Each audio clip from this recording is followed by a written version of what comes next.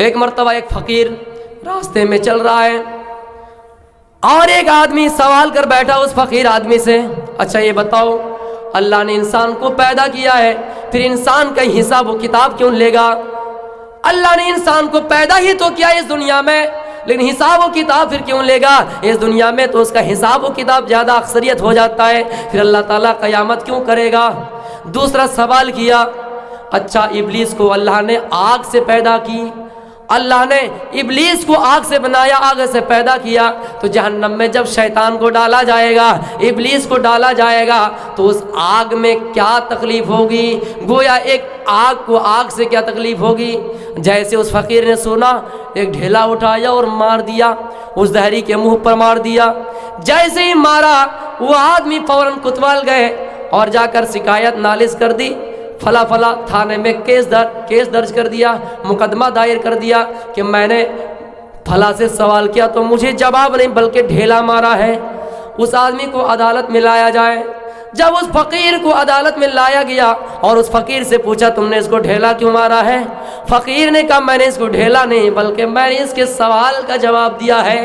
اچھا ڈھیلا مار کے بھی کوئی جواب ہوتا ہے؟ نہیں کبھی اینٹ کا جواب پتھر سے بھی دیا جاتا ہے۔ اچھا کیسے؟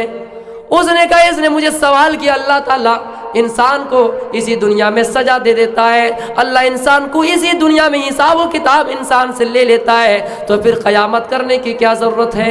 میں نے اس کو ڈھیلا مار کے یہ جواب دیا کہ میں جب اس کو ڈھیلا ماروں گا یہ شکایت لے کر ممتا کے فورس کے پاس جائیں گے، ممتا کے تھانے میں جائیں گے، یہ شکایت درج کرائیں گے۔ اچھا یہ بتاؤ میں نے یہ جواب دیا تو ٹھیک ہے یا نہیں؟ میں نے تم کو مارا، تم نے شکایت لے کر آئے۔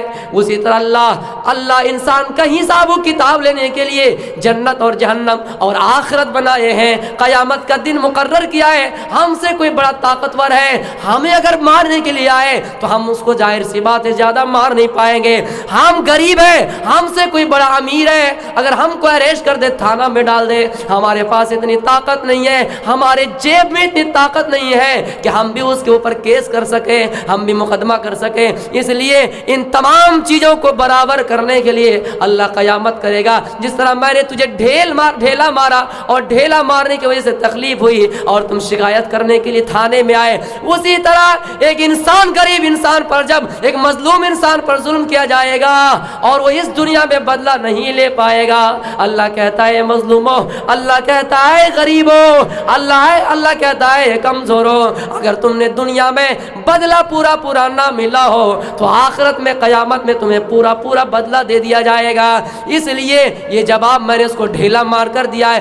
اچھا یہ بتاؤ کہ تم نے دوسرا جو سوال کیا اس کا جواب وہ کیسے دیا؟ اس نے کہا میں نے اس کو دوسرا جواب اس طرح دیا کہ ایک شیطان جس کو اللہ نے آگ سے بنایا اس کو جہنم کی آگ میں کیا تکلیف ہوگی؟ ایک انسان کو بھی تو اللہ نے ڈھیلا سے پیدا کیا، مٹی سے پیدا کیا۔ اچھا بتاؤ میں نے ڈھیلا مارا تو تمہیں چوٹ لگی یا نہیں؟ تمہیں تکلیف ہوئی یا نہیں؟ کہاں ہوئی۔ اسی طرح ابلیس کو بھی جہنم کی آگ سے تکلیف ہوگی۔ میرے پیارے ساتھیوں بتانے کا مقصد یہ تھا کہ قیامت ضرور ہوگی۔ اللہ تعالیٰ کہتا ہے ان تمام چیزوں کا حساب و کتاب برابر کرنے کے لیے میں قیامت کروں گا۔